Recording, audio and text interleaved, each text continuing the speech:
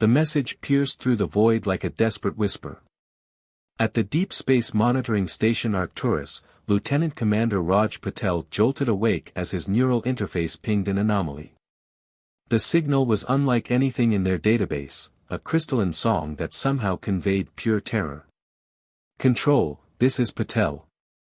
We've got something," he transmitted, fingers dancing across holographic controls. "Running it through xenolinguistic analysis now." The translation matrix took 12 seconds to decode the message, "Help us. The Devourers come. Our children die. Our world burns. Please." Within an hour, the United Earth Defense Council convened in their underground chamber beneath the Himalayas. Fleet Admiral Yuki Tanaka stood before the assembled leaders, her weathered face illuminated by the holographic star map showing the signal's origin. "The Crystalline Collective, that's who sent the distress call," she explained. "A peaceful species we've observed from afar. Their civilization is built on art, music, and mathematical beauty. And now they face extinction. Can we reach them in time?" asked Counselor Hassan. "With our new quantum drive ships, yes. But there's a complication." Tanaka's expression hardened. "They're what the galaxy calls Lightworlders. Their home planet has 1/3 Earth's gravity. To them, we're monsters from a death world." The council chamber fell silent. Humanity's first contact with the galactic community hadn't gone well. Their natural strength and resilience, evolved over millions of years on a high-gravity world filled with predators, had terrified most alien species. Even with careful diplomatic protocols, many races viewed humans as barely contained savages. "All the more reason to help," said Lieutenant Commander Patel, attending virtually from Arcturus. "We can show them that strength doesn't have to mean destruction." Admiral Tanaka nodded. "I've already ordered the 7th Fleet to prepare for emergency deployment. The UES Hyperion will lead the response." "The Hyperion?" Counselor Zhou's eyebrows rose. "Our most advanced warship, crewed by our best and brightest. That's a significant commitment." "This is a significant moment," Tanaka replied.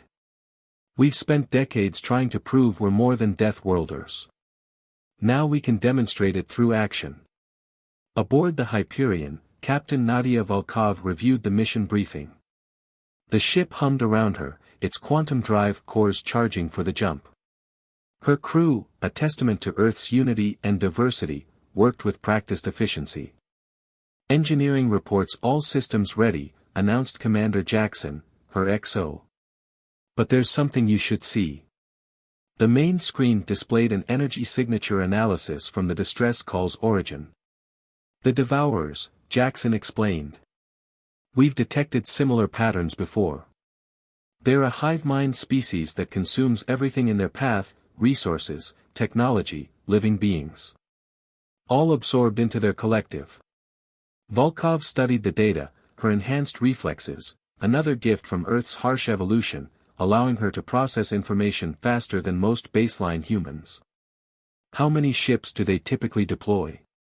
"Hundreds. Sometimes thousands. We'll be outnumbered." "Numbers aren't everything." Volkov smiled grimly. "Humanity learned that lesson from Earth's predators long ago. Sometimes the most dangerous creature isn't the biggest, it's the one that refuses to give up."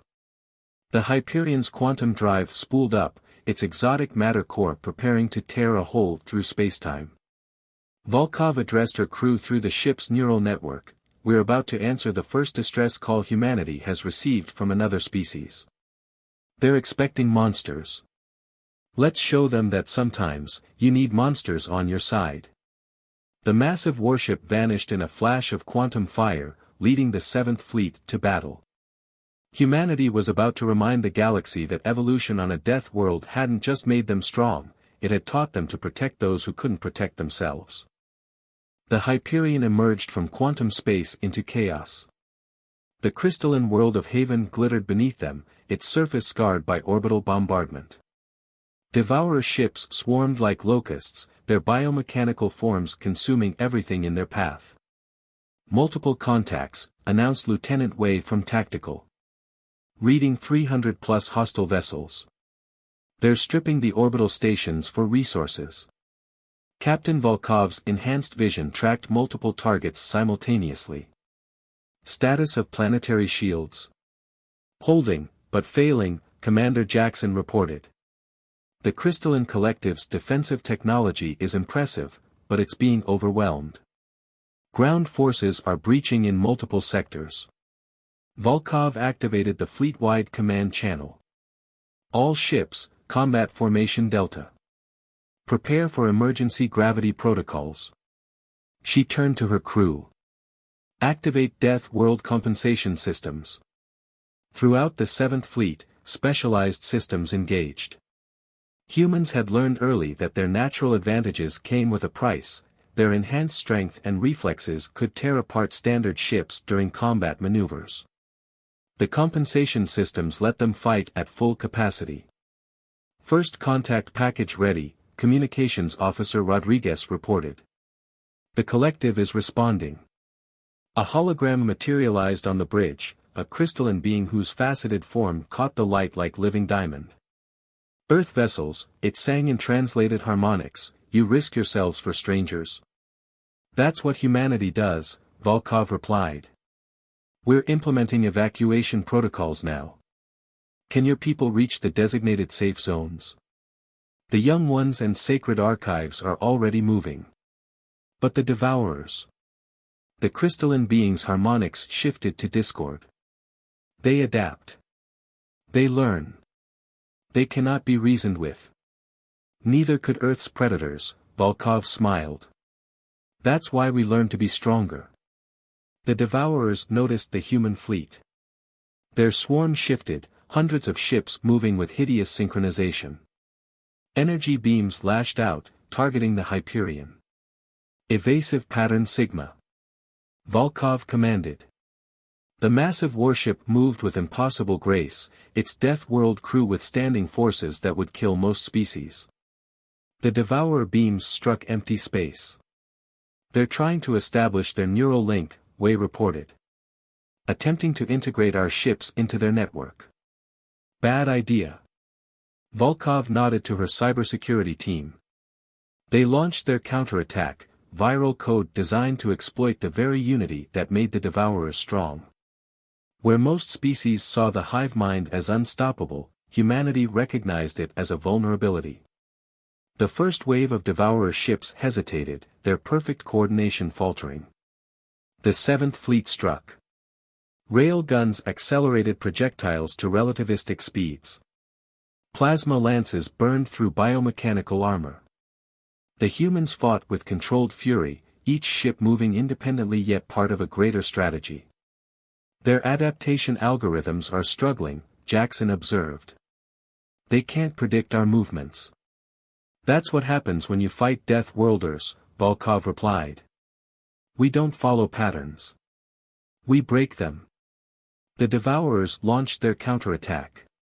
Dozens of ships sacrificed themselves, their debris creating a deadly field of shrapnel.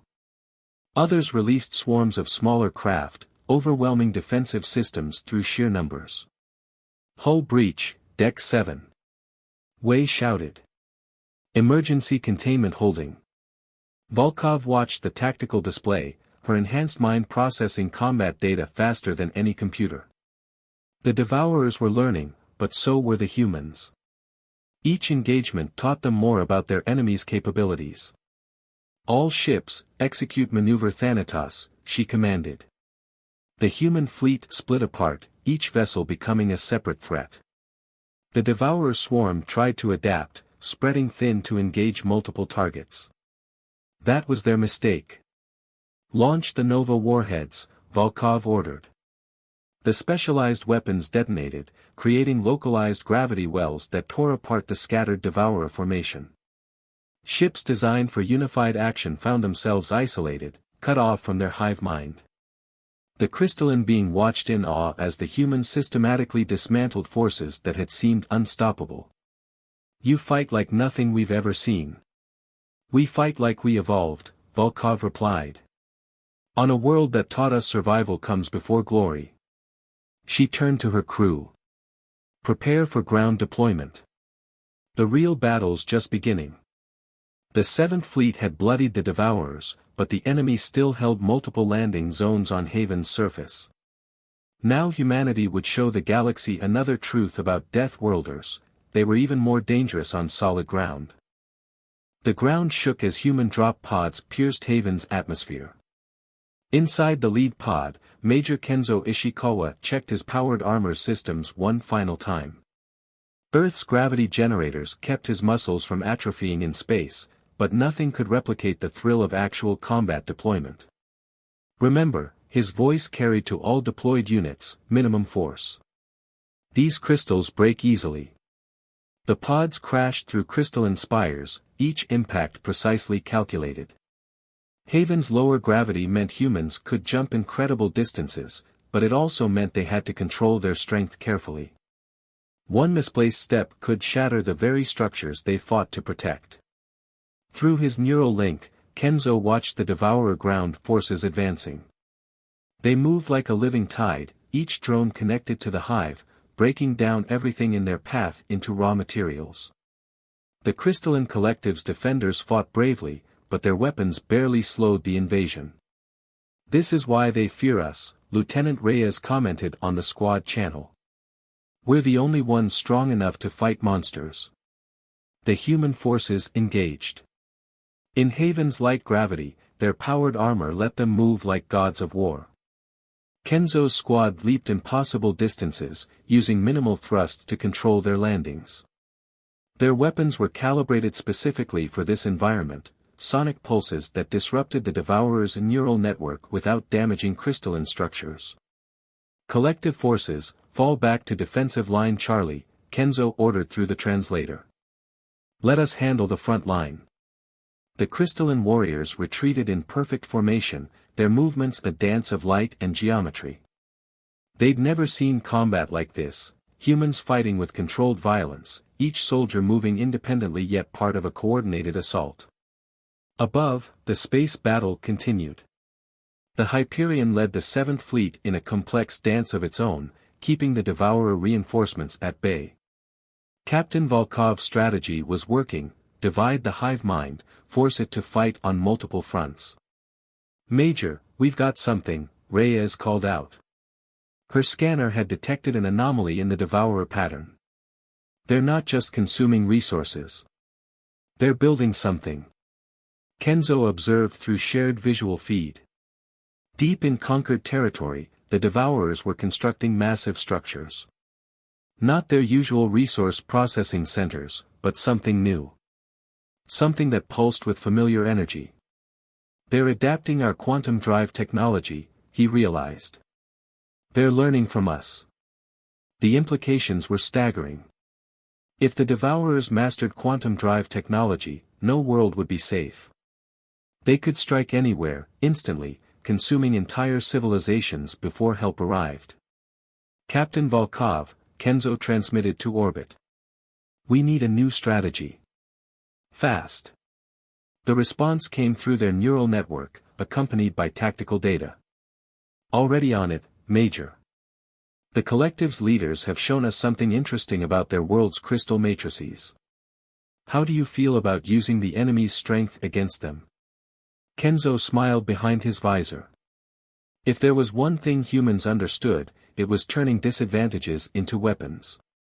They'd done it on Earth for millions of years, adapting to every challenge their death world had thrown at them. "Collective forces," he broadcast, "we need your scientists. Time to teach the Devourers why adaptation isn't always enough." The crystalline beings moved forward, their forms resonating with new purpose. Together, they began modifying the human sonic weapons, integrating them with Haven's natural crystal formations. The planet itself would become their ally. "All forces, fall back to marked positions," Kenzo ordered. "Operation Resonance begins in 5 minutes." The human soldiers withdrew in practiced sequence, drawing the Devourer swarm forward. The enemy, thinking they had the advantage, pursued eagerly. They didn't understand that sometimes retreat was a weapon. They didn't understand that humans had mastered the art of letting their enemies defeat themselves. The crystalline matrices began to pulse, each formation picking up the frequency of the modified sonic weapons. The resonance built slowly, spreading through the crystal networks that covered Haven's surface. The Devourers, their neural network spanning the same area, had nowhere to escape. Now, Kenzo commanded, show them what harmony really means. The world sang, and the Devourers learned that sometimes the most dangerous weapon isn't the one that destroys. It's the one that changes everything. The captured Devourer drone floated in the Hyperion's containment field, its biomechanical shell still trying to connect with its severed hive mind. Captain Volkov stood with the Crystalline Collective's chief resonator, studying their prisoner through reinforced barriers. The resonance attack damaged their neural network, Lieutenant Wei reported, but they're already adapting. Building quantum receivers into their new structures. The chief resonator's crystalline form shifted colors as it processed the information. They learned too quickly. Each defeat makes them stronger. Not this time, Volkov said, watching the drone's desperate attempts to reconnect. Because now we understand what they really are. The discovery had come at a heavy cost. 3 human ships lost, dozens of crystal spires shattered, and countless Devourer drones destroyed before they captured one intact. But what they learned changed everything. Show them, Volkov ordered. Wei activated the quantum scanner. The drone's interior structure appeared in holographic detail, not just machinery, but something more fundamental. At its core, packed into impossibly dense configurations, were data crystals similar to those used by the Collective. They're not just consuming resources, the chief resonator sang in understanding. They're collecting information. Storing it. Every world they devour becomes part of their library, Volkov finished. They're not destroyers. They're archivists gone mad. The revelation transformed their understanding of the conflict. The Devourers weren't simply consuming civilizations, they were preserving them in the most brutal way possible, absorbing every scrap of knowledge and culture into their collective memory. Major Ishikawa's voice came through the neural link, ground teams confirm it. Their new structures aren't weapons, they're data storage facilities. Massive ones. Knowledge at any cost, the chief resonator's harmonics turned mournful. They believe they're saving us by destroying us. Volkov studied the drone with new eyes. Humanity had faced extinction-level threats on Earth, evolved alongside predators that could have wiped them out. But they'd survived through understanding, learning to think like their enemies, to see the world through their eyes. The quantum receivers, she said slowly, they're not just for coordination. They're trying to find more efficient ways to store and transfer data. She turned to Wei. Can we use that? The tactical officer was already running simulations. Their new network is more vulnerable than the old one. If we could upload enough data at once. You cannot defeat them with force, the chief resonator warned. They will only absorb it, learn from it, become stronger. We're not going to fight them, Volkov smiled. We're going to give them exactly what they want. Just much more than they can handle. The plan came together quickly. The Crystalline Collective's data storage techniques, combined with human quantum computing, created something new, a weapon that didn't destroy, but transformed. All ships, begin transmission preparations, Volkov ordered. Ground teams, move to secure the primary upload nodes. And someone get me Earth's entire cultural database. The whole thing? Wei asked, startled. Captain, that's millions of years of art, music, literature, scientific knowledge. Everything, Volkov confirmed. Every contradiction, every debate, every philosophical argument humanity has ever had. Let's see how their hive mind handles questions without answers. The chief resonator's crystalline form sparkled with something like amusement. You plan to defeat them with confusion. We plan to defeat them with humanity, Volkov corrected. Our greatest strength isn't our physical power. It's our ability to think independently, to question, to disagree, to change our minds. The captured drone pulsed frantically as if sensing what was coming. Soon, the Devourers would learn that some knowledge couldn't be simply absorbed and catalogued. Some truths had to be debated, questioned, felt. "Begin the upload," Volkov commanded. "Let's show them what real information overload looks like." The battle for Haven was about to enter its final phase, and humanity's most powerful weapon would be itself, in all its beautiful, chaotic, contradictory glory. The entire Hyperion vibrated as the quantum upload reached its peak. Through the ship's neural network, Captain Volkov watched humanity's history flood into the Devourer hive mind: art, philosophy, science, religion, every contradiction and debate that had shaped their species. The effect was immediate and devastating. The Devourer ships began moving erratically, their perfect formation dissolving. Some broke away entirely, while others clustered in small groups, their neural networks fragmenting under the weight of conflicting ideas. Multiple signatures detecting independent thought patterns, Wei reported, excitement in her voice.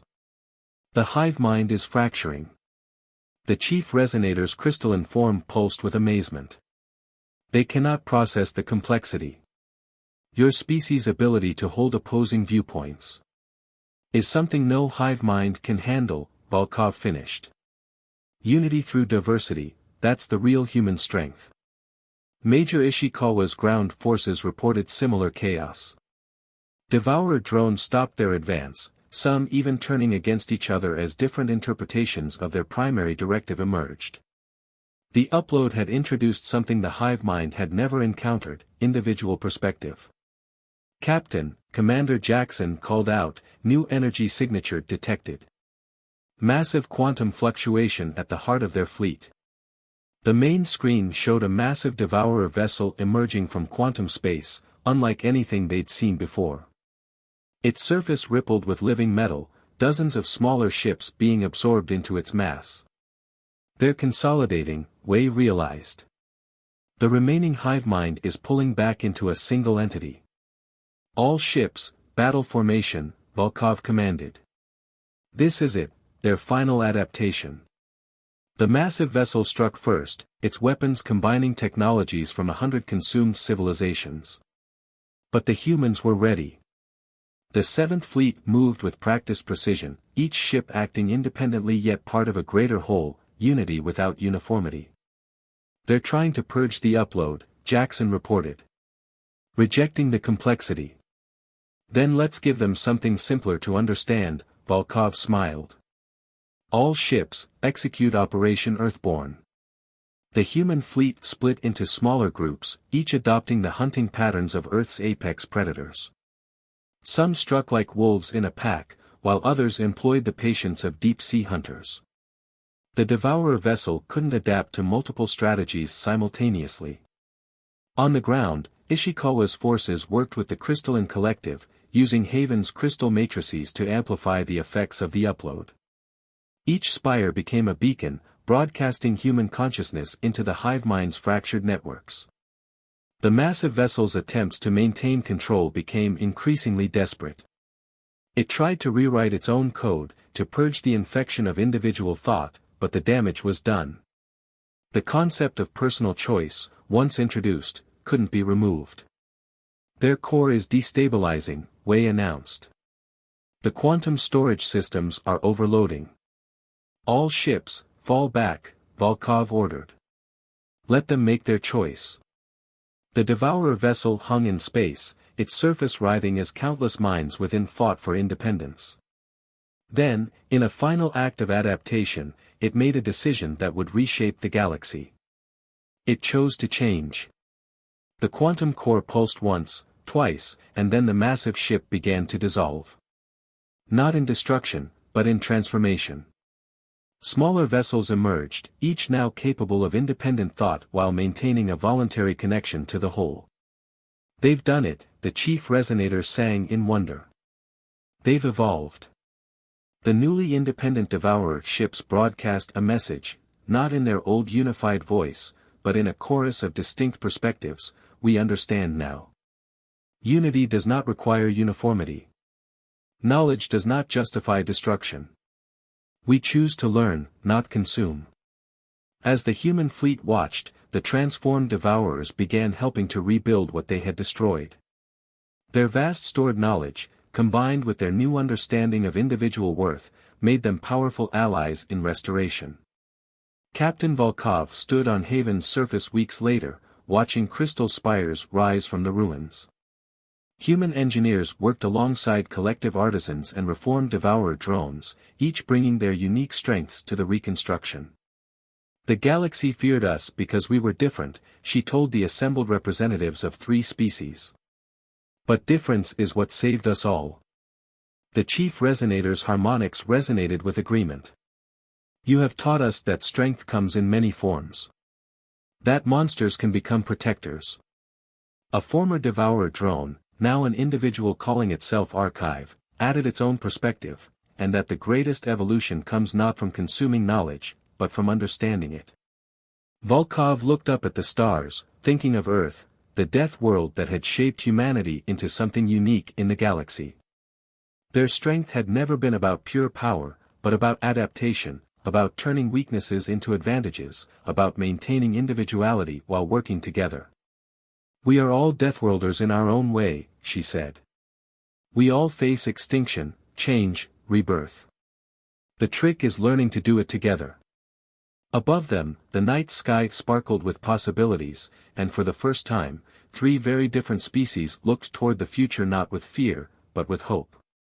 The legacy of Earth had become not just survival, but transformation, teaching the galaxy that true strength lies not in conquering differences, but in embracing them.